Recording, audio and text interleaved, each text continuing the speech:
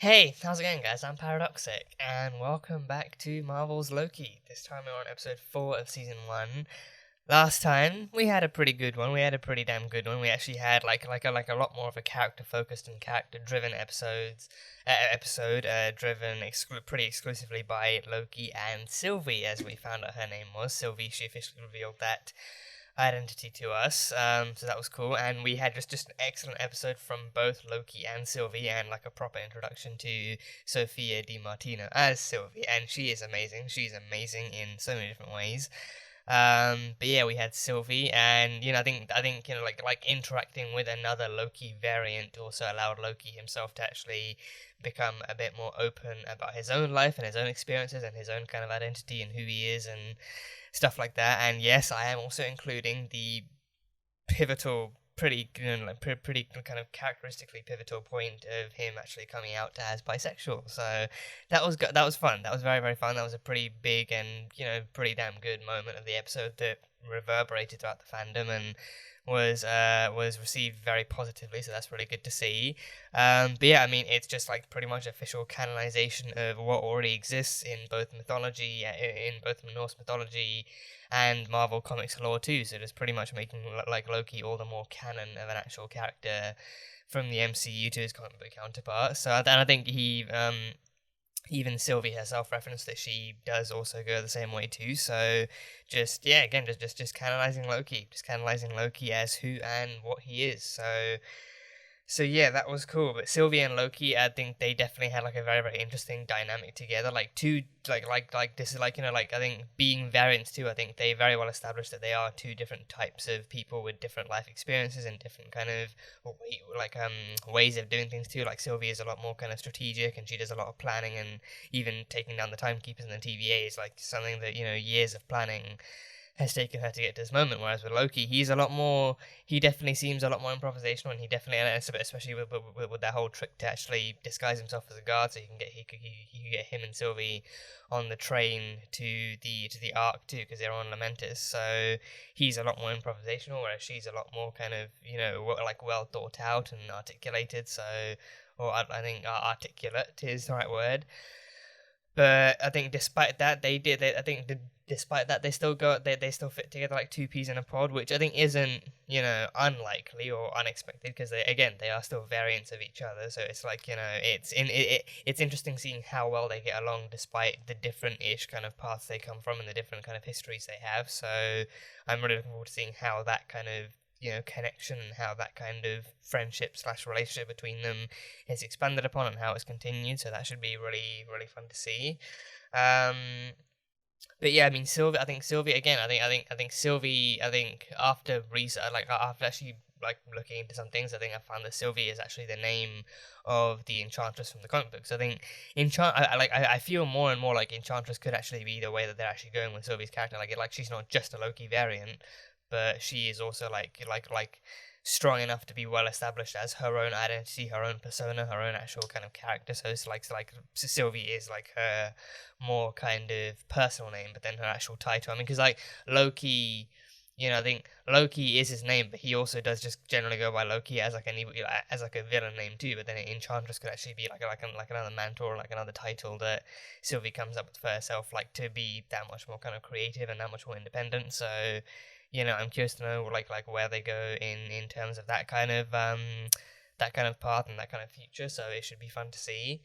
But we had that. We had Lamentis 1 too. They he actually they went back to the TVA and then he teleported them back before Ravonna could actually kill them, to kill either of them. So he then teleported them out of the TVA and onto Lamentis 1, which is like a moon planet collision type thing. So basically like another apocalypse event. And then they bounced around from place to place, mainly like the train to the city and everything, and then finally just before they could get onto the Ark that was going to escape and, evacuate everyone off the planet, the Ark got destroyed, and then, the future was set in stone and everything, so stuff happened. Stuff definitely happened. But yeah, I think, especially like action-wise, it definitely didn't really feature like a lot of that. It was definitely a lot more character-driven and a lot more story-driven in the sense of Loki and Sylvie kind of discovering each other and actually exploring both of their kind of identities and how they're like seeing how well they mesh and everything, which is really well.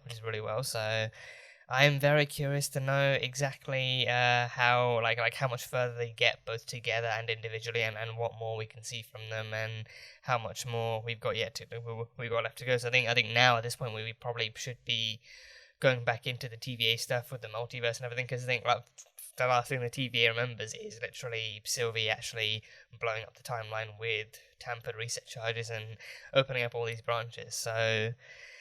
So yeah, it should be fun. But yeah, that is pretty much all I've got from the last episode. So on to episode number 4 of season 1 of Loki. So this should be fun too. On to the reaction, and as you guys will know, this reaction for YouTube will only be like the highlights and the best bits of the episode. But if you guys want to catch any reactions that don't make it into this cut, those will be available in the full-length reaction, where you can watch the entire episode along with me, unedited and everything. That one will be over on Patreon, so you can go check that one over there. But yeah, that is pretty much it. So on to Loki, season 1, episode 4. Let's go. There's our variant. The variant? Wait, On what? the authority of the Timekeepers, I hereby arrest you for crimes against the sacred timeline. The variant. Oh, is this young Sylvie? Is this young Sylvie? Wait, is that... That's, Thingy from Walking Dead. Oh, I can't remember her name. That's Thingy from Walking Dead. Judith from Walking Dead. That's Judith. Judith is Sylvie. Judith is young Sylvie. They literally just abducted her too. They literally just abducted her from what would be her room. The Timekeepers! Oh, they're real. Oh, the Timekeepers are real. Okay. Okay, that was a very ominous glimpse. The Timekeepers are real. The variant. She enchanted C20. Scrambled her mind. Oh, did she? I don't get it. She seemed okay. She seemed What, did she fine. die from the enchantment, or did she actually But by the time commit? she got in here, she could barely speak. Did she kill herself? Ah, this is the shot from the trailer where everyone thought it was Black Widow. This is the shot from the trailer where everyone thought it was Black Widow on Vormir. Nope, just the moon planet. Just a moon planet. She does look like Black Widow. You can't lie, she does. That back shot does look a bit like Black Widow. Yeah. You nearly took down the organization that claims to govern the order of time. You did it on your own. You ran rings around them. You're amazing. Mm-hmm. He's right. He should say it. He should say it. The TVA is lying to you. You're a variant, Mobius. You! Seth! Conniving, craven, pathetic. Seth! You did this! Always will be. A bad memory prison? How quaint. Jamie! Sif's back! Oh, yes.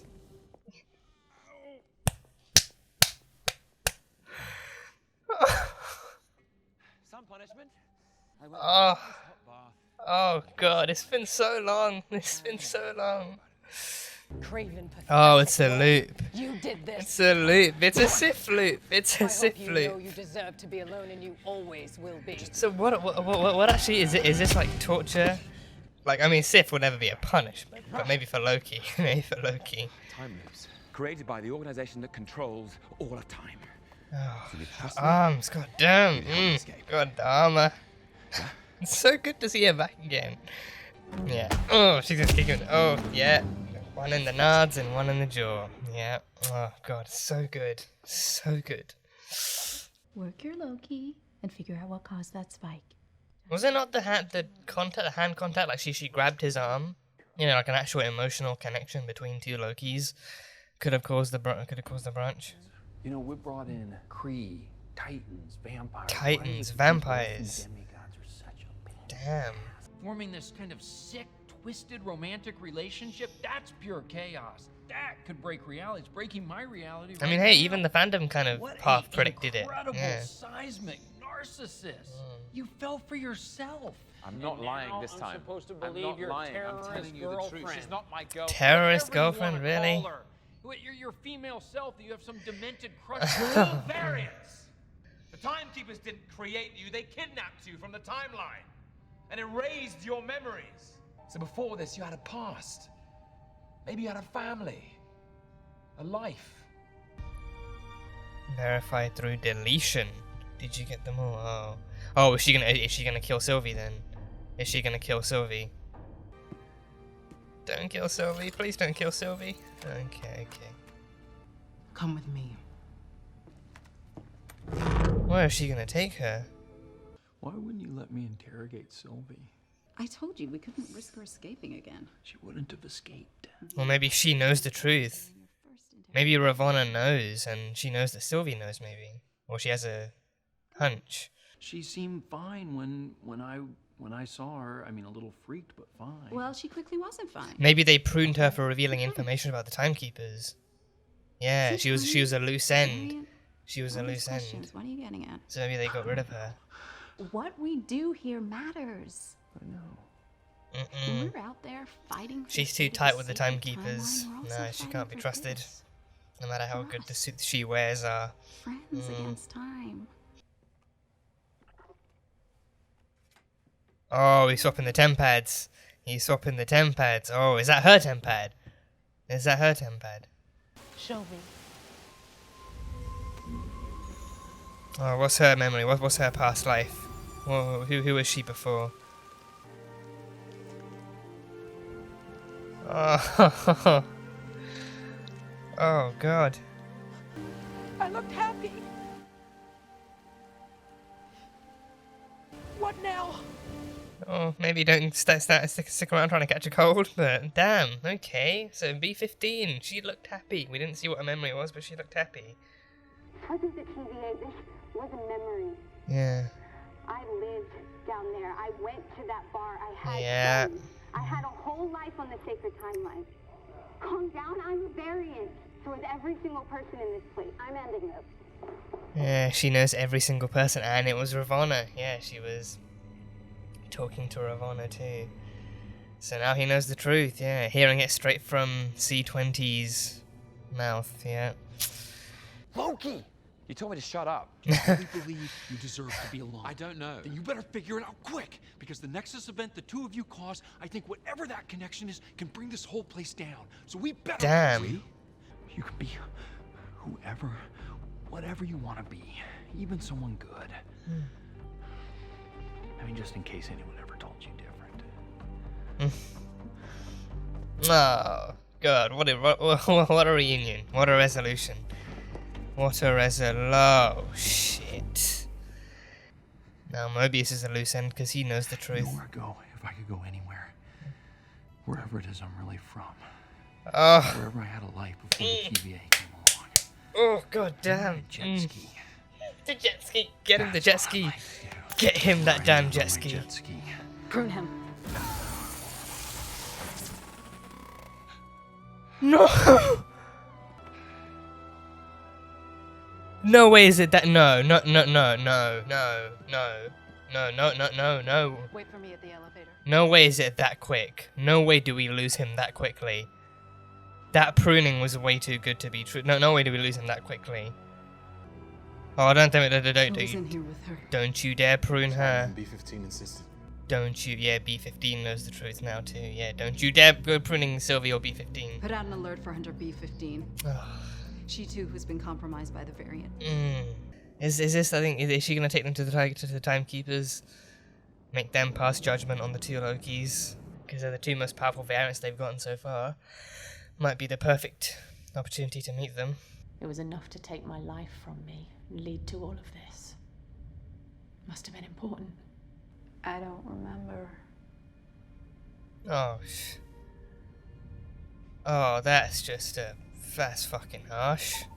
Don't you remember we just stole her life away? Yeah, the timekeepers cometh. The timekeepers cometh. Oh, is it gonna end here? I can feel the cliffhanger. I can already feel the cliffhanger. I can just feel the cliffhanger. There's the timekeepers. What do you have to say for yourself? Who the hell is that guy? Means your end there. Who the hell is that guy? Reason you brought us here? Oh. B15! B15! For all time. For all time. Oh, damn, okay. Oh, no, B15, oh no. Man, fuck the timekeepers. Oh, damn, oh.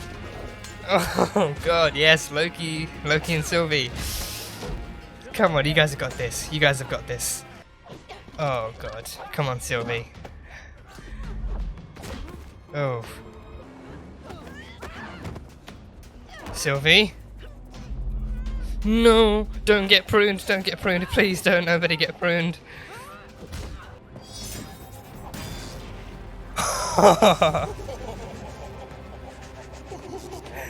They're just laughing too? Wait, no.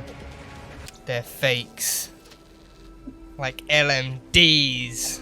God damn it. They're LMDs. Not really, but yeah. Yeah, they're essentially LMDs. Yeah. We will figure this out. How do you know that? We're back on Lamentis. Oh, he's gonna tell her about the breach, the branch, yeah. This is new for me. What is it?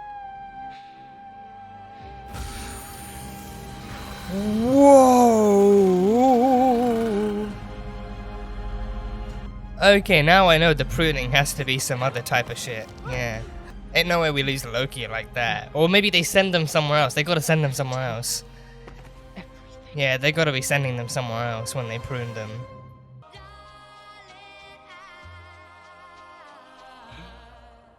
Oh, where is he? Yeah, so they get sent somewhere else. It's teleportation. They get...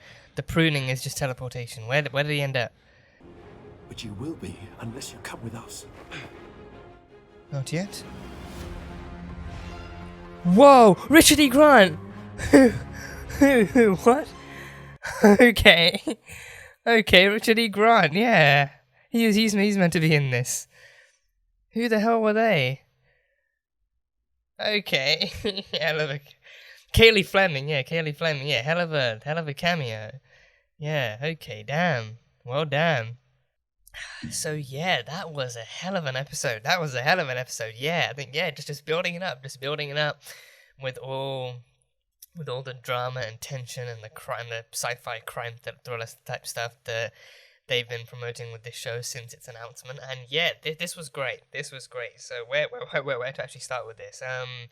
Oh well, young Sylvie. We had young Sylvie, and I thought it was them actually trying to arrest her by going so far back in her timeline to actually get her before she did anything bad. But no, it was the mission that actually led Sylvie down this path. It was the mission that led her down this path that actually led to her becoming a variant, not only a variant, but the variant that keeps running, the variant that keeps avoiding them. And everything, so it's actually a mission from Ravonna's past, like Ravonna herself back when she was just a TVA agent, but like before she became Judge Renslayer, she was a TVA agent with the uniform and the prune stick and everything. So that was like I think maybe one of her first or one of her last missions before she got promoted. So then she was actually with a team that captured her. And I think that is straight up abduction too. Like because like for one thing she's a child, but also like it is straight up abduction. But then also the reset charge means that it's an abduction that no one would notice because then it resets the entire environment. I mean, yeah, because I think. Because I don't know if that reset charge would mean that that her mother and father forget about her, or if it would mean that like it just kind of makes it seem like she's physically gone from that reality. So then it's like is it gonna make people? Is it gonna make because if it makes them forget that she even existed, then that's just fucking cruel. But I don't know how exactly how accurately or how like to what extent the reset charges operate on its kind of surrounding kind of timeline and surrounding environment. So either way, that's what led to her. And it was Kaylee Fleming too. It took me a while to realize it was actually Kaylee Fleming who plays Judith on The Walking Dead. So that is really cool. Seeing her, officially kind of like, somewhat kind of, joining the MCU is super duper cool. So she was young Sylvie and everything. So yeah, and we saw her in her room just kind of playing with toys, and she even had the Valkyrie, so she had the Valkyrie too. She had like a Valkyrie kind of action figure with the horse and everything, so that was cool. And I do wonder if she has a Thor. I think I never really questioned this before, but I do wonder if she also had a Thor. Maybe if in this universe Thor's her sister, like maybe Thor's a woman, or maybe if he is kind of still her brother or something. But there's been no mention of Thor at all. No mention of Thor, no mention of having any siblings whatsoever. So I wonder maybe if like another difference could be that maybe she's like an only child, maybe because like she was adopted, but then she was also told about the adoption pretty early on. So, or at least even if it wasn't early on, she was at least told about the adoption whereas Loki wasn't. So for her, like, that kind of aided in her development and stuff. But yeah, and I think that also kind of goes to show that, you know, like, I think she still said, she said that she was still born the goddess of mischief. So, you know, because they show up for Nexus events, then she didn't know what she did not like she was literally picked up from her bedroom at random and then, you know, kidnapped away from her life and her world and everything. And then even Ravonna at the end said that she didn't even remember what the Nexus event was. She didn't remember what the breach was that made them arrest. Because then they still said that, yeah, I mean, because yeah, I think they still said you're under arrest for crimes against the sacred timeline. But then what she did, they don't even remember. So I mean, I thought that was like them going back in time, and it was like, oh, the crime is that she bombs the timeline in the future. But then she doesn't remember what happened to her, so, or even why she was under arrest. So that's a thing. But then yeah, so she I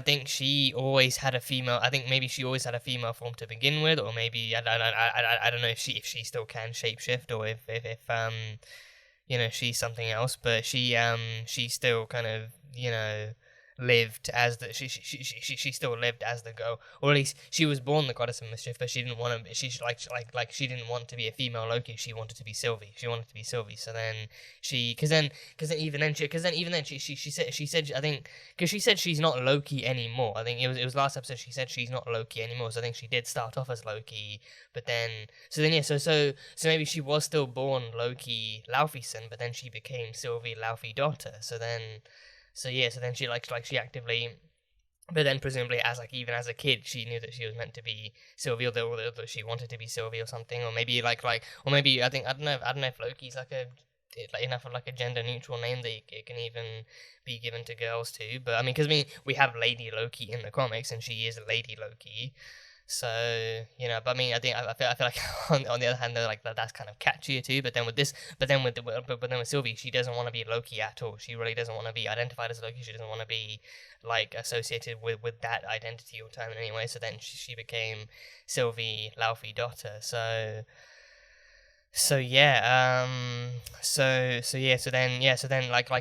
then because actually I think she mentioned that she was actually cursed as as Loki to become the goddess of mischief or whatever. But then whatever breach happened, that's what then led her to being captured by the TVA, and then she ran away to she found a way to run away, because then we saw she actually did steal the tempad off of Ravonna in the actual courtroom, and then she created the portal and she ran away. So since then, as a kid, she's been running away, and it's you know, everywhere she goes, her mere existence causes a Nexus event, it causes breaches that, you know, that actually then draws the TVA to her. So then she eventually found out that the only place she can go where she's safe is also a way for her to you know, keep moving from place to place. So she found out she literally has to be in apocalypse timelines before the apocalypse happens, to just before the apocalypse happens, in order to actually stay alive and stay somewhat safe, but also to avoid detection, because then the apocalypse, as we've established, kind of, you know, cancels out any previous kind of possible variations in Nexuses. So that's that. So yeah, Sylvie's had a tough life. She has had one hell of a tough life too. So yeah. And I think that kind of adds layers to what Sylvie's kind of grudge against the TVA is too. It's not just about her freedom, but it's about, because from the start, I think it it's been about her actually taking down people who kind of defy freedom and who kind of strip people of their freedom. But also I think with this one it adds a more personal touch, and it definitely shows that, you know, it comes from her heart, because it first happened to her, but now she knows that she's not the only one who's been treated like this. But then she's the only one who they tried to take prison. Everyone else, other variants that the Timekeepers have, you know, declared as acceptable, have been then employed and then actually employed into the TVA. But then with variants after that, it's been okay, just arrest them, you know, lock them away and keep them here and do what needs to be done. So after that, it's basically it's more about actually freeing everyone from the TVA and the Timekeeper's grip, and I think also like to do with the fact that like I think now that and also like once she found out that the TVA was actually entirely made up of variants too, now it's about actually freeing as many of them as she can, because I think some of them, because like I think Ravon, I think that's a whole other story, but Ravon is a whole other story, but then like C-20, Hunter, B-15, like them, like they actually are like, you know, like people like to, I think to her anyway, like they are variants worth saving, because the fact that for one thing they don't know their variants, and then even if they did, they would want to know more. Like Ravonna actively is kind of against, you know, like the TVA variants having any sense of freedom or having any sense of actual kind of knowledge of their past lives or their history or anything. But with the other kind of field agents, like they have lives and memories that they deserve to know about, and especially like that scene with B-15 in the Rock's car parking lot, like, you know, I think it offers more depth that we didn't see it, but then like we see her reaction instead. We see her experiencing those memories for the first time. It's like, you know, and it's like, oh, I look so happy, I look so kind of free, and, you know, like free from any kind of TVA grip, and I look so happy. So like she's actively seeing, like, you know, who she used to be and who she deserves to be, more importantly. So I think, you know, Sylvie is actively showing her that and actually revealing the truth to her. So she's kind of like a, I guess freedom fighter can be kind of applied in that sense, but, you know, I mean, like Mobius kept calling her his terrorist girlfriend and everything, but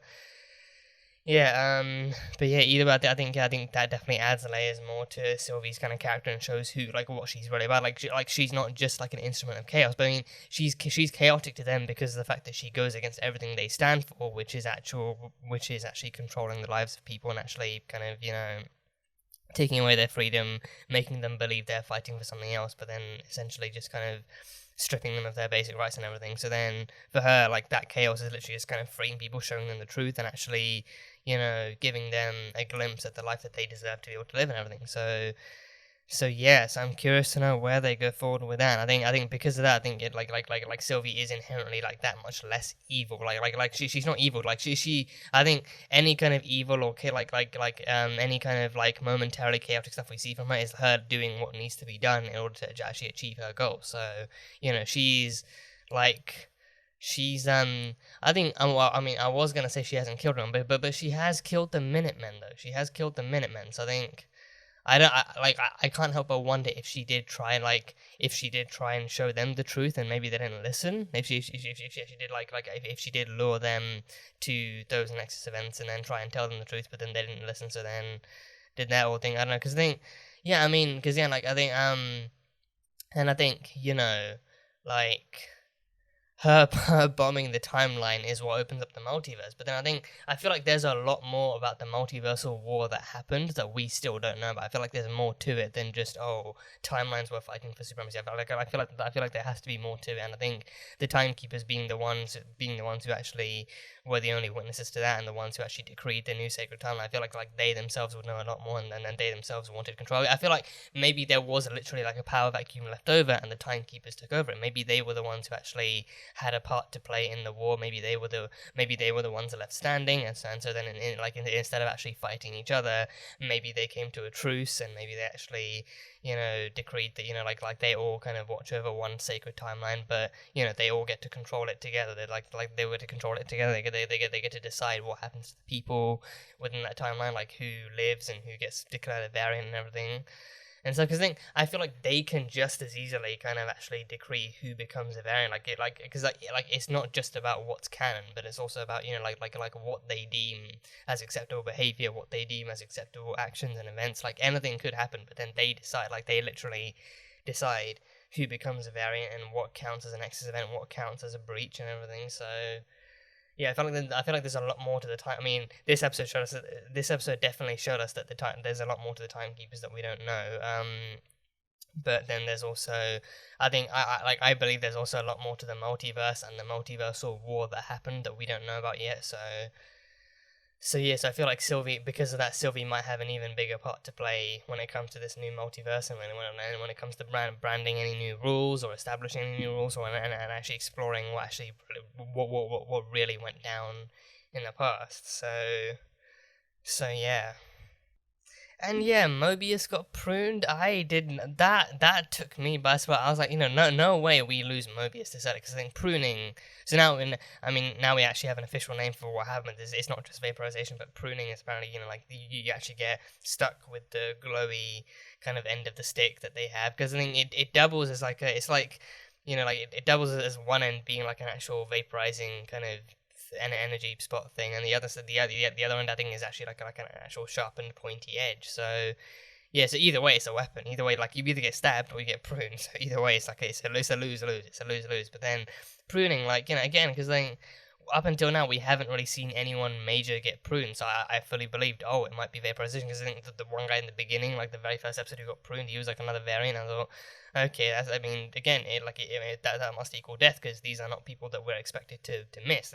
These aren't people we're meant to miss. But then Mobius got pruned, and I was like, okay, that feels a little weird that we're losing Mobius this early. Because I think there's like 6 episodes for this, isn't there? Like 6 or 8 episodes, I think. I'm not sure how long or short this series is meant to be, but either way, for like losing Mobius now, it just felt so. It caught me completely off guard, and even Loki's reaction showed that at least from his perspective, he doesn't know what's on the other end of that kind of pruning process, so he doesn't know if certain death is there. But then he just knows he's like he just believes he's not going to see Mobius again. So that reaction from him was 100% real and heartbreaking, and he just watched Mobius die right in front of him. So that was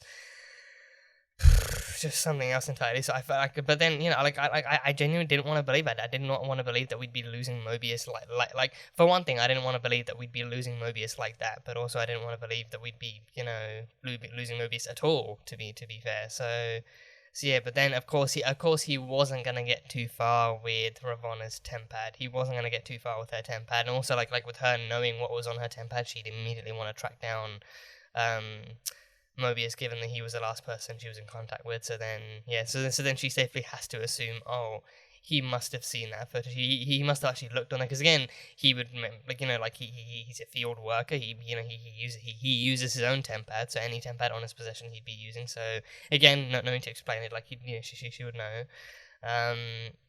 So then he just becomes another loose end. So I figured that could have been what happened to C-22, that she became a loose end because of the fact that she claimed to have revealed where the timekeepers were and how to get to them. So I figured, that makes her a loose end. So then the timekeepers decree that she has to be eliminated. So then that's what happens to her. So then she got pruned. But then no, the footage actually showed that she told Ravonna about how she was a variant and how they were all variants. So all she knew was the truth about the TVA. So because of that, she then got pruned. But yeah, the pruning is just teleportation. I did wonder towards the end, like especially I think it became even more of a solidified theory after watching Loki get pruned. The pruning just had to be teleportation. Like maybe it's not actually death; it's just sending them somewhere else. It literally is just like it looks like vaporization, and it maybe gives off that impression. Because maybe it's still meant to act as some kind of punishment, but it's still essentially just like teleportation. It just sends you somewhere else in the timeline, or to like a different timeline or something. Because I don't know if that's going to be the sacred timeline. I feel like that would be an interesting twist. Like, other timelines still exist, but they're locked. They're locked unless you get pruned or unless you get sent there by the timekeepers themselves. So those ones are time locked, and then you have to get pruned in order to actually be sent there. And maybe that's the punishment too. Like the other timelines could be still existent, but then locked behind some kind of wall or something, like they could be time locked, but then also that's the punishment you get for pruning. You get sent to a timeline that's no longer very barely inhabitable, but also no longer being watched over, no longer operational. Like it's just a timeline that exists in some kind of void, and you can't really do anything or go anywhere in there. So that's interesting. I'm actually gonna go look back at the actual at the I think because it was in the post credits. It was in the post credit scene. So yeah, I'm gonna go back and look at that. Okay, so there's a bunch of stuff I need to talk about in this one, but yeah, I think I you know what, I'll get to it when I talk about the post credit scene. But yeah, so the pruning is just teleportation. The pruning is essentially just like teleportation. So it's a punishment. You get sent to like an alternate timeline that's no longer operational, so that could be. So then I do wonder where where C20 and Mobius were sent. I do wonder where they were sent, but I guess we'll find out all in good time. But yeah, the Timekeepers, we had an opening, we had an opening glimpse. We had an opening glimpse of the Timekeepers, like they were behind like some mist that started clearing. But then as soon as the image got clearer, it then cut to the actual opening credits. So yeah, the Timekeepers were there. So yeah, but then by the end of it, they were revealed to be decoys. I think, of course, I jokingly called them LMDs. I mean, they might as well be, because they operate as such, and LMDs are meant to operate as lifelike, like replicas and whatnot, so they might as well have been just intergalactic kind of LMDs or whatever, but they were decoys. So honestly, I can't tell if, I feel more like they were decoys, but then the fact that Loki then had to ask, who created the TVA, if these guys, because then even Sylvie called them mindless androids, and then Loki asked, if this is the case, then who created the TVA? So then now I'm stuck between decoys and there's some other kind of power in play. Maybe because I feel more like it would be decoys, because I feel like the true Timekeepers probably wouldn't even want Ravonna to actually know where their true whereabouts are. So then maybe even they actually created LMDs of themselves to actually pass on the message and stuff. Like maybe they exist in a dimension that's higher than humans, or even people like Loki, like Asgardians and Jotuns and stuff, maybe it's even beyond their comprehension, their kind of actual mental and kind of physical comprehension. So maybe they exist in some other kind of form, because I think they are celestials, so maybe they exist as beings of light or something, because I think celestials are meant to be higher, more just different beings as a whole, like a much higher kind of hard to comprehend being. So then I do wonder, so then I'm because of those responses, I'm kind of stuck between, they were decoys set up by the Timekeepers themselves, so the Timekeepers are still real, but they're just not here, they're in their own other dimension, like an even higher dimension and stuff, or maybe they're not real at all. So I don't know, because I feel like the Timekeepers have to be a thing, because I feel like maybe the original Timekeepers have to be a thing in order for the new Timekeepers to be decreed. So yeah, I think they may have to be decoys. They may have to just be decoys, and then Loki will meet them at some other point. Loki will meet the real ones at some other point. Because I've been hearing, because I think of Kang the Conqueror. I don't know much about him, but I think he's meant to be an Ant-Man and the Wasp. He's meant to be in Ant-Man and the Wasp 3 in Quantumania. He's meant to be in that. And apparently, I've heard I've heard basic-ish things about him, like he's an Avengers villain, and he also time travels. He also has the ability to time travel and stuff. So people are saying, that could be how they introduce him. Maybe he's actually he's one of the three Timekeepers and everything. So I mean, I haven't seen him. I haven't actually seen the comic book kind of actual thing of him. So I don't know which one of them he was meant to look like, or because I couldn't recognize any of them from any other kind of names or any other kind of comic characters. I don't know which one I was actually meant to actually kind of even slightly identify as Kang, but I think that would be cool. That would be interesting to see if they actually do kind of bring Kang in that way, showing him off as like a Timekeeper to begin with. But then maybe the way that the Timekeepers are maybe the way the new Timekeepers are decreed is by Loki literally kicking the old ones off of their stools, and then Kang gets lost in time, and he actually he kind of and then afterwards his next appearance is him running into Scott and everyone else in Quantumania. So yeah, because then I think it also brings into question exactly where the domain of the Timekeepers is, and I think I've seen theories that it's most likely the quantum realm, because again, the TVA was said to, the TVA is meant to be a place that exists outside of space-time, and the quantum realm is pretty much the only other place we've explored that operates along that same kind of frequency. It exists in a place that doesn't actually harbor or incorporate any concepts of space or time or those kinds of values of existence. I think not only the TVA, but I think the real domain, the real dimension where the real Timekeepers are, it also has to be there too. So then they literally channel their energy through the TVA, and then they inflict their time stuff through there. So yeah, so I think that is, for me right now, that is the question.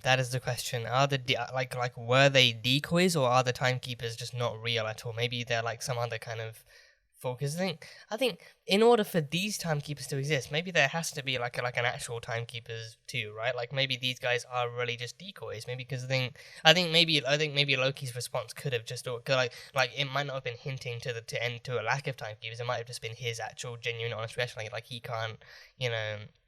His immediate reaction, like instead of being, oh, there must be a higher power, then his immediate reaction could have just been, oh, then who really controls the TV if these guys are thing? Because then, I mean, yeah, I don't know. I mean, like with his ability to create decoys of himself, he of all people should be able to actually comprehend like a higher power using decoys to hide its true location and its true whereabouts. But I don't know. I mean, so much went on. You can't fully blame Loki for not considering every possibility, even in that moment, like right before he got pruned. So yes, I mean, yeah, I'm gonna go with the fact that they're decoys. That like they are just like kind of LMD decoys, life model decoys.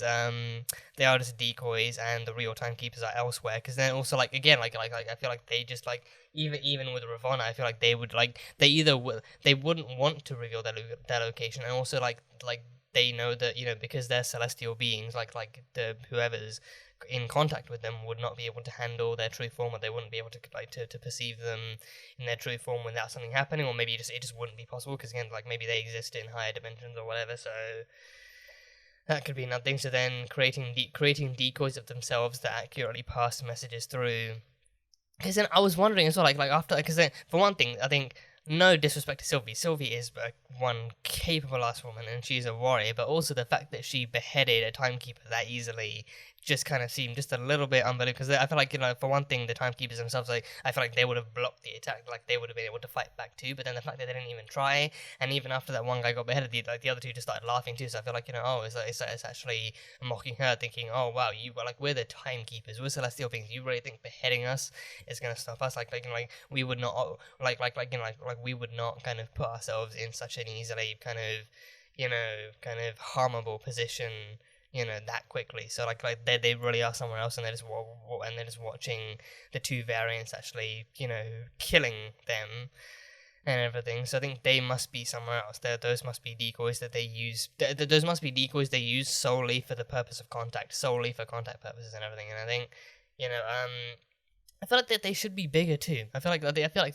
Celestials are inherently like actually physically bigger beings. Like they are physically larger. Like maybe they can even be the size of actual planets. Because I think even in the animation from the beginning, the Miss Miniature, like they look like actual gigantic beings. But with this one, it's just like three dudes in a chair. So I feel like even again for actual comprehension purposes, like they have been minimized and decoyed and everything. So the timekeepers have still got to be out there somewhere. They've still got to be out there. So it's only a matter of time until Loki actually manages to meet the real timekeepers, and maybe probably knowing him, he'll probably knock them off their high horse. He'll probably actually decree them as, you know, as actual kind of, you know, like betrayers and frauds of freedom and stuff. So then he'll probably knock them off their high horse, and then by the end of the series, then or maybe it will take Multiverse of Madness to actually decree in new timekeepers. So I guess we will see. And I think Mobius actually made like an offhanded kind of comment to B15 too about the things they've collected. So I think he mentioned that how these two variants were the most kind of pain in the ass kind of variants they've actually collected in all their time. But then he mentioned Titans. Very unlikely to be DC's Titans. Very unlikely. But he mentioned Titans. More interestingly, though, he mentioned vampires. He mentioned vampire variants. That is a very, very intriguing kind of concept to me and everything. So, yeah. And my mind initially went to Morbius. I can't lie. My mind initially went to Morbius because I mean, for one thing, because that's also like another vampire Marvel movie that's coming out, like that we actually have promotion for, but also because his name is Mobius, and yeah, I think when I first found out his name, like internally, like I think I had little to no trouble saying Mobius out loud, but then internally I had to actually correct it because like Mobius is literally one letter away from becoming Morbius, so I had to autocorrect in my head, being like, no, not Morbius, Mobius, M. Mobius. Like his middle name is literally Mobius too, so it's like Mobius. So yeah, so I had to actually autocorrect to not be Morbius. I think so. Yeah, and then we also have another actual canon MCU movie coming out, which is Blade. We have Blade, which is I think on the way. I don't know where that is in terms of development, but we have Blade coming out, being played by Mahershala Ali. So that's coming. So then he's gonna I think he is half human, half vampire. He is half human, half vampire, but then he kills vampires. I think I'm curious as to what vampire variants they have. Like if they're actually collecting vampires, like what vampire variants they actually have. Like if Morbius would count as one, or I mean probably not because he has a movie that's coming out and it's not going to take place on the TVA. So yeah, I feel like it, like again, that's more like an offhanded kind of reference, and maybe something to actually pay attention to and keep in mind, but not something to read into too much. Like it could literally just be the most kind of the blandest, most random vampires who just somehow become variants. So probably not like anything like inherently or deeply connected to either Blade or Morbius. But then that makes you wonder, like, could we ever see like a crossover between Morbius? Now it happens the other way around. But it makes you wonder, like, could we ever see like some kind of crossover or connection between Morbius and Blade? I wonder, like, I mean, there has to be some kind of actual interaction between them in the comics. But there has to be, but I don't know what it is because I haven't read them. So because then obviously first they actually have to establish the two kind of characters individually through solo movies, but then I do wonder if we'll actually ever get like a mashup of the two and see what happens. But either way, they've collected vampires and apparently Titans too. I mean, well, Titans. I think Titans would actually refer more to Thanos' people, because Thanos is from Titan. Titan was actually like Titan obviously was an actual planet of beings, or like a moon planet of beings. So Titans, I think Titan variants would be variants from that world. So I think he did everything the Timekeepers actually decreed as appropriate. We don't know if he was supposed to, because again, with all this Timekeeper stuff going on, I'm truly wondering, like, what actually counts as a Nexus event. Is it literally what? Yeah, because I think Nexus events threaten the multiverse. I think the Timekeepers not only want to prevent I think, because then I wonder, would the because I feel like a Nexus event, or like a red line Nexus event, would do two things. It would open up the multiverse and open up other timelines. I think people have been saying maybe that not just people have been saying, but that is also like an actual pretty solid theory that it actually opens up other timelines too. So maybe this like the new multiverse we get is also like opening up other timelines, like the Sony Spider-Man stuff, and maybe the X-Men. Maybe the Marvel TV shows too. Maybe this kind of canonizes those too, like the Marvel Netflix shows and Agents of S.H.I.E.L.D. If it actually brings those in and actually shows, maybe they're actually some like part of some kind of other kind of timeline that's out of this, like just outside the sacred timeline. But also maybe it opens up the older timelines. Maybe it actually opens up the older timelines for like whatever's like left over but locked out from the multiversal war. So then maybe these branches and maybe these Nexus events aren't actually Nexus events, but maybe it's just what the Timekeepers themselves decree can't happen. So then maybe like materially they can happen without too much damage occurring, but then it's like, it's what the Timekeepers don't want to happen, so then they actually brand it as a Nexus event, and they actually brand it as something that can't be allowed to happen, because then they would lose their power and they would actually kind of go back to fighting each other and everything. So yeah, I don't know, but either way, the Titans, the Titans, Titan variants have been collected by the TVA, so that's the whole thing. So that's, again, offhanded comment. It's an offhanded comment, so that was fun. And the cameo of all cameos, this is, I think, you know what, right? I think, when Tom Hiddleston, I think, because like they've done it for all these kind of like from WandaVision now, they've done it for all the Disney Plus series that have come out so far. Like the actors themselves have said, there's going to be cameos in the series that will blow your mind, cameos that you're not going to expect, so just get ready and everything. And for WandaVision, it kind of worked in reverse with the whole Paul Bettany thing, and then I think with Falcon and Winter Soldier, it might have been like Julia Louis-Dreyfus coming in as Valentina and everything. But with this one, This is undoubtedly the one I've been excited for. The one that's caught me off guard the most, but also the one that I've still been kind of excited afterwards. Like I've actually been kind of still kind of feeling in from the hype and the excitement. We got Lady Sif back. We actually got Jamie Alexander coming back in as Lady Sif from the first Thor movie, in her long hair, albeit cut off by Loki, and then in her classic Asgardian armor and everything, she came back in. That was, oh god, that, yeah, I genuinely, because in the movies we haven't seen her since The Dark World, but then Agents of S.H.I.E.L.D. we haven't seen her since season 2 or anything, so, you know, it's been a while, it's been a good long while since we've seen any Lady Sif, so this is officially, I think, you know, like, I think, especially in terms of actual Marvel TV, or at least Marvel kind of, like, I mean, because, I mean, this stuff can count, I mean, can streaming shows count as TV? Because I mean, you can watch them on your TV, but it's not really produced for TV. It's produced for the actual streaming service. I mean, I trust that.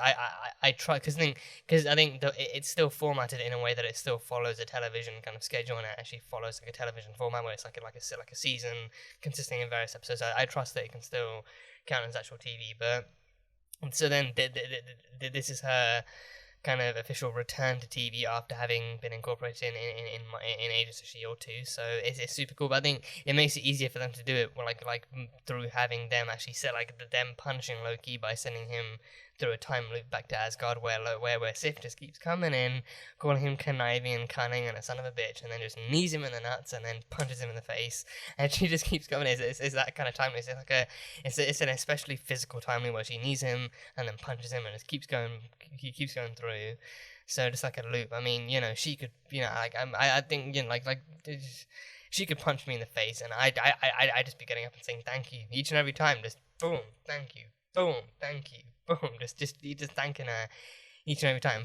Being punched by Lady Sif would truly be a blessing in disguise. I mean, I don't even know if it would be in disguise, but you know, it would just be a blessing. So, you know, but yeah, seeing Lady Sif back was especially fun cameo. And I think this one, I genuinely don't remember. At least I don't remember actually hearing anything about Jamie being recast. It's like I could be wrong. I think.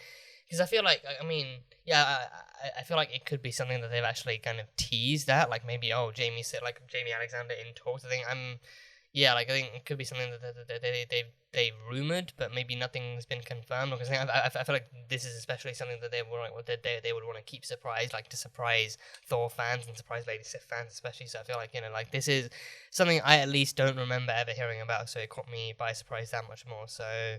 It was such a cool surprise, such a cool cameo. Like a loop cameo is always a great cameo to have, and it's also a great way to bring her back. But I do genuinely wonder where she is in the present. I think she's meant to be in Thor 4. I do remember hearing she is meant to actually be returning in Thor 4. So I think, you know, I think especially because she was absent during all of Ragnarok. And even Avengers Endgame, I don't think we ever actually found out if she was blipped away or not. But I think, yeah, I'm genuinely curious as to where the hell she's been this entire time, like what she's been up to, what she's been doing, where she went. Because especially like you know, trusting that she was still alive. Because I think as well as that, she wasn't even there during Ragnarok at all. Like her people, her planet being under fire, under threat of war and destruction. I feel like, you know, that would be a place where she'd be called back home or anything. And like the Warriors 3 are all dead too, so like her friends are all dead, and Thor's now different, and Valkyrie's around. You know, like, you know. You'd think that would be the kind of time where like they'd actually bring Sif back, but no. So I mean, I'm curious as to where she has actually been this entire time. And of course, Loki could not ask her because this was not the Sif that he remembered. This is just a Sif from like a previous kind of memory. So, you know, using a previous memory of being, you know, kneed and then punched by Lady Sif was how they were going to torture him. So that's always fun. But yeah, in the end, he eventually did come to like an actual point of resolution with her, where he said, you know, he hurts people because he, you know, like his kind of usual kind of like I think he like it was a continuation of his own path to self-love, where he actually admits his faults, he acknowledges and admits his faults, and then tells them, you know, I hurt people because I'm afraid to lose them, and I'm afraid to actually, you know, like, he genuinely believes that he will never find love, or that he doesn't deserve to be loved, and he doesn't actually kind of like feel like he deserves love. So then he actually just ends up hurting people and pushing them away, and even actually deterring them from him. So coming to that kind of resolution made like he eventually then altered the course of that loop by having Sif react to him in that much kind of less of a hostile way, and then she just walked away, and then Mobius came in. So yes, I think it speaks volumes here, like, because I feel like anyone else could have easily broken under pressure from having to continuously relive like a previous memory, especially one that was actually painful to them. But then with Loki, it's like he actually uses that not to his advantage, but he actually uses that to actually apologize to someone that he wronged in the past. Like, you know, even if it was something as simple and as something as minor as cutting her hair and stuff. Because honestly, if they ever gave me a Sif with short hair, I think I would die on the spot. Because Sif with short hair would look really cute. It would look really cute. She would look really cute and cool. But also, I think we've seen how like practical short hair can be, on on the characters in the MCU. So I think, you know, like Sif with short hair. I think especially after her being like on Earth just a little bit, I feel like it's also something that she might actually try and want to experiment with herself. Like she actually might. I feel like if they had brought her in for season 3 or 4 of Agents of S.H.I.E.L.D. and her seeing Daisy with her hair, I feel like she herself would actually want to experiment with the hair. I feel like, you know, like we could have seen an episode where Daisy, like someone on the S.H.I.E.L.D. team, like Daisy or Simmons or Coulson or May or someone, just gave her a haircut and she said, like, Daisy, I want to have Daisy's kind of cute, short, kind of bob cut hair. So then she actually ends up with that hit. I think it's in like a TV show. I think she did a TV show where she actually did have actual kind of short parted hair that looked like a little bit like Daisy. So I feel like, you know, like Jamie has had short hair and she has actually played characters with short hair, so she looks super cool. So I feel like, you know, like not only would she have actually looked cool with it as Sif, but also I feel like, you know, like they could have made it so the Sif herself wanted to actually try that shorter style and actually try and rock that cut during fight scenes and everything. So yeah, but obviously with Loki, he wasn't trying to give her a haircut. He was actually trying to play like some kind of prank on her, where he actually just messed with her hair, which was totally uncool. So then she obviously she had to teach him a lesson. She had to teach him a lesson that didn't involve swords or anything, but you know, she still had to teach him a lesson. So that was cool. But they gave us Lady Sif. And for that I will be eternally grateful. But I also cannot wait to see more of her in the present day, seeing where she is in the present day and seeing what she's been up to and what she's going to get up to, and seeing where they go with her character. So yeah, she's awesome. She's awesome. So yeah. And then yeah, there's the other stuff about the Loki and Sylvie kind of romance and whatever. And you know, I won't lie, I've seen how the fandom has reacted. I've seen how people watching the show have actually reacted to this and what their thoughts have been. And honestly, it's been kind of mixed. Like some people don't see it as something wrong, but others are like, oh, this is basically incest. Like he's basically like you know, he's basically screwing himself, so it, you know, somehow counts as incest and everything. And I think, you know, it's like, I feel like this is just wacky enough for you to be confused about whether it really counts as incest or not, but then also it's wacky enough for you to not have to take it seriously. Because I mean, whether or not it goes for adoptive siblings too is a whole other thing. Because again, it's the exact same argument that people make for Barry and Iris on The Flash. Like, oh my god, they were basically raised as brother and sisters, and then, you know, them getting married and even having a kid is basically incest. So then, same argument they make for them, but then it's like, oh no, like for one thing they were adopted, and for another thing, like they were best friends. They were childhood friends before he moved in with Joe and Iris. So that's a whole other thing. So I think with like adopted kids, I think I don't know how, you know, I don't know what the consensus is there. But with this, I feel like it. I feel like with this, like incest is that much less likely to be plausible because of the fact that she's not his sibling. She's like, they are not siblings anymore. Like they are literally near identical versions of each other. Like, and it's like Sylvie herself is actually deterred by the idea of being Loki or even being a Loki. I feel like she accepts that she's a Loki variant, but she's not a Loki. Like she does not identify with the identity or the history or the kind of mantle of being a Loki in any way. She is Sylvie. She has positively and happily established herself as Sylvie first and foremost, and she's, you know, gone far to kind of detach herself from the Loki name and everything. So I feel like that alone kind of shows that she is a very different person. But I think even biologically she is a variant. She is kind of, you know, she is him from another timeline. But then I think that doesn't make her his sister. That really doesn't make her his sister. Like they have, I think they have the same biological parents of like Laufey, but then it's like, you know, like I think she, yeah, like I think she was still born Loki, I believe, she's not just a Loki variant, but I think she was still born Loki, but then she became Sylvie. She transitioned in, I think she transitioned, or she just actually kind of then dropped the Loki name and then picked up the Sylvie name later on. And like even as a child, she actually picked up the Sylvie name became Sylvie instead, maybe. But then like she still wouldn't be his sister. So I think to me at least, incest doesn't seem as plausible there. But then, not to say that that's a reason to excuse the relationship. It's like, to me, incest just doesn't seem as applicable. If it's like your doppelganger, or like your because a variant is I feel like a variant is essentially a doppelganger, because I think there has been other variants, like even because I think Mobius even mentioned them having pruned other Lokis throughout the timeline too, like the Olympic Loki, the smart Loki, the hulkish Loki, like he's pruned them. So I think, I wonder if Loki might run into them too. I wonder if Loki might run into them too. Like if he actually might run into the other Lokis that have been pruned by the TVA over time, and if he actually might actually come across other Lokis across time. So I think that would be interesting thing to explore, maybe for next episode. Maybe because he's now yet another Loki that has been pruned by the TVA. So maybe he actually runs into the other Lokis that have actually been pruned and interacts with them. So that would be cool. But either way, those Lokis would not be. I think being a variant, might be the equivalent to being a doppelganger. It might be the equivalent to actually being a doppelganger, like a you from another timeline, So yeah, so it's like it's you. But they're also not you. They're you, but they're also not you. So because of that, I feel like it's just it just can't really count as incest. But I don't know.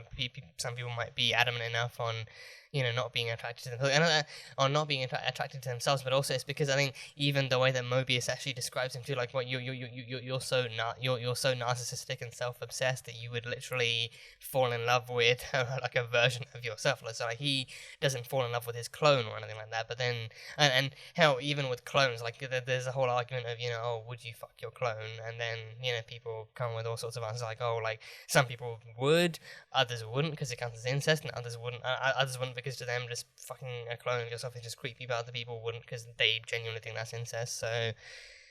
So yeah, I mean, I feel like incest, it has to be kind of inherently with your sibling, like someone you're actually related to, someone you're actually related to. I feel like that has to be the point of incest. Like if it's with yourself, then by that point, but by that logic, even masturbation is incest. Like if you're having sex with, if you're getting yourself off, then that should probably count as incest or something. I don't know, but I don't know. It's a weird topic to tackle. But either way, I think Sylvie and Loki, them being together, I feel like that I personally wouldn't classify that incest. But I think, not to say I support it, because I still don't know how I feel about Sylvie and Loki being together. Because I think what created the Nexus event on Lamentis was actually her grasping his arm, like that kind of, not just the physical. I think it wasn't just the physical contact, because again they've actually come into physical contact, like all of last episodes, so they've done that before. But then I think it is what Mobius actually established was actually the emotional connection between the two of them. So it was actually Loki and Sylvie falling for each other, or actually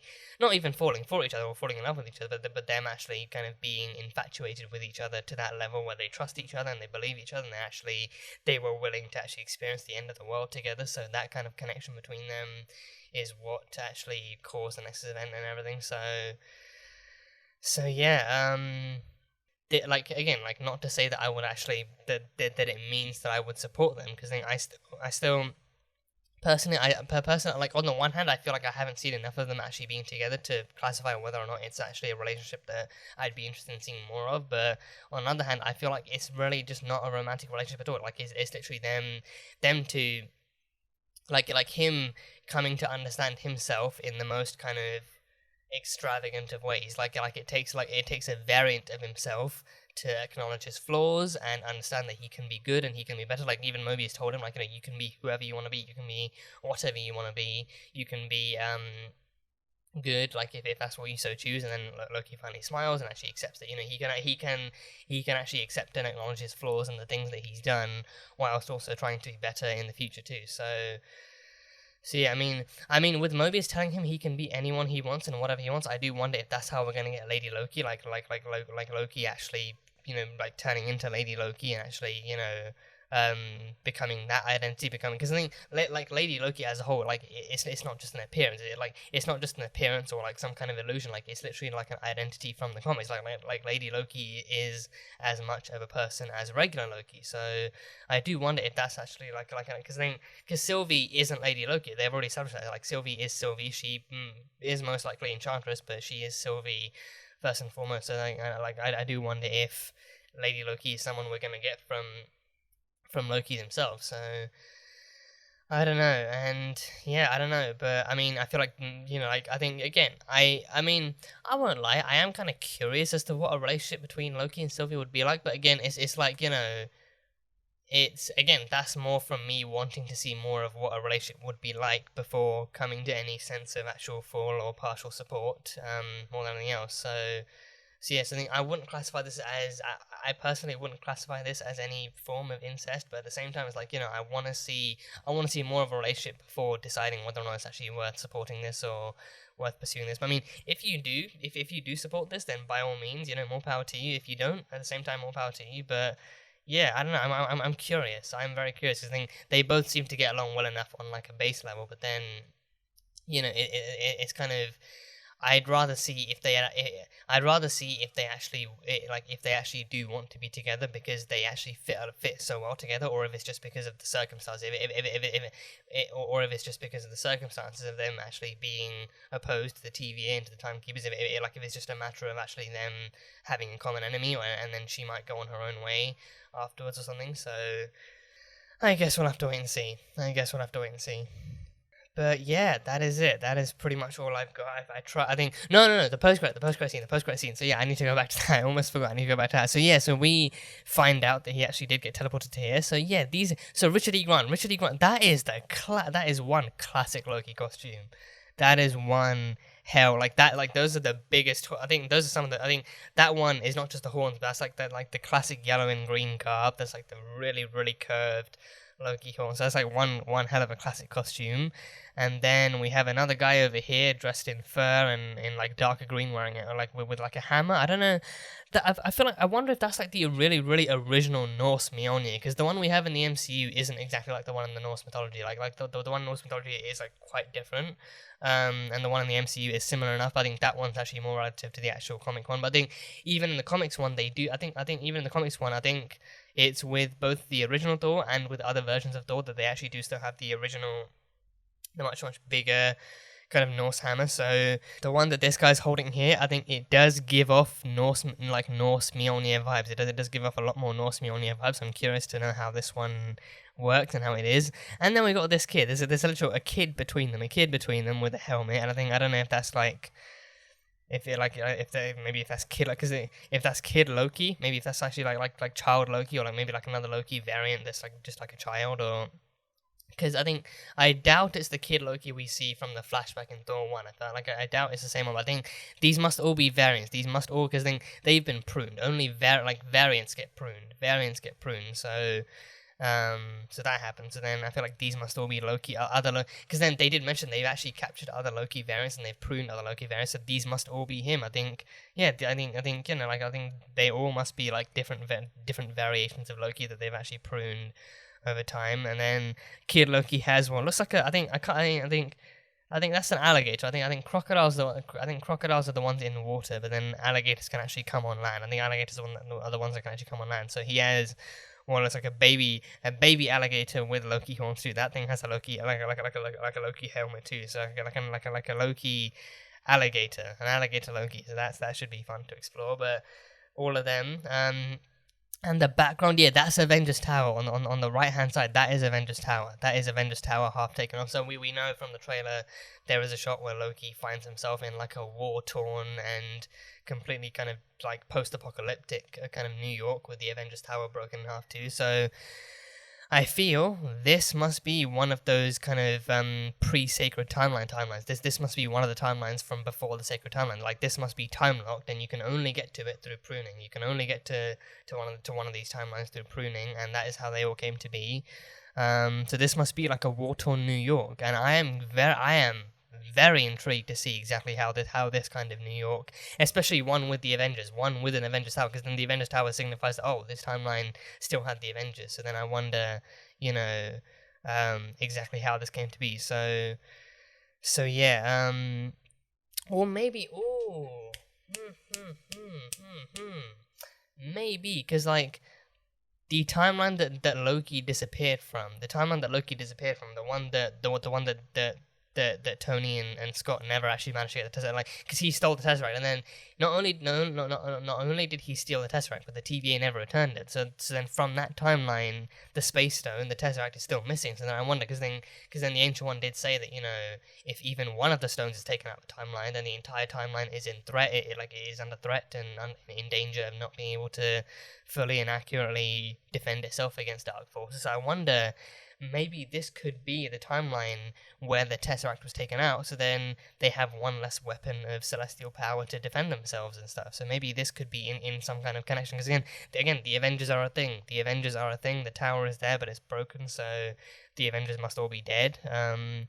So yeah, I think this has to be in conjunction with that. So then, whatever threat came, not even the Avengers could handle it, and then as a result, the entire city, maybe even the entire world, collapsed and broke down and stuff. So yes, I mean, so then the Loki variants have all been sent here, they've all been pruned here, and then they've just met the new one. So I am very curious to see how Loki interacts with all these other different kind of versions of himself and stuff like that. So yeah, that should be fun to see. That should be very, very fun to see. So yeah, that will be interesting to explore next week. But yeah, and then we have Sylvie with Ravonna. So like Sylvie and Ravonna are pretty much like the last one standing in that kind of timekeeper's domain. So they're gonna have an interesting chat to themselves, and she's gonna have to explain everything. So good stuff. All the more good stuff waiting to come.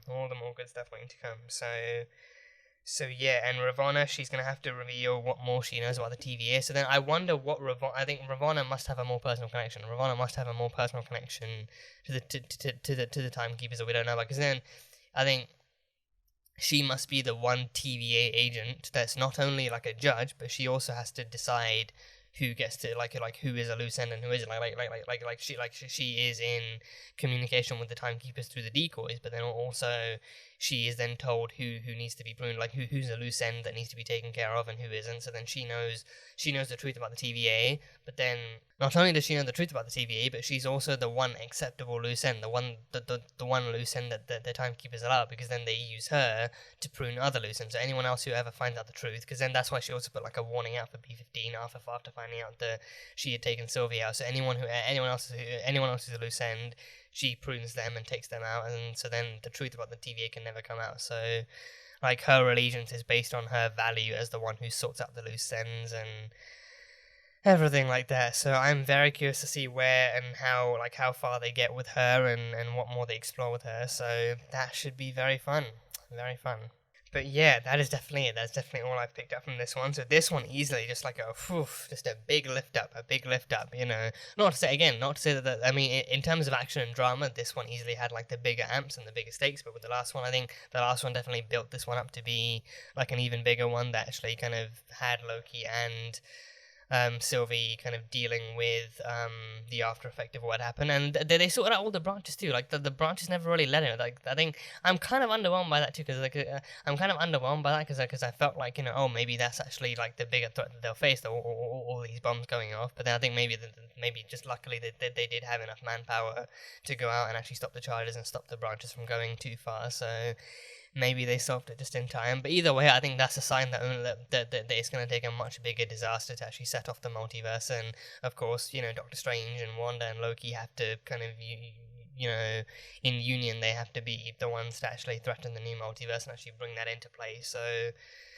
So yeah, that is pretty much all I've got from this one. So on to the next one next week, so that'll be fun. But yeah, that is it. So that was Marvel's Loki Season 1, Episode 4. So as always, thank you guys so much for being here and for watching this video.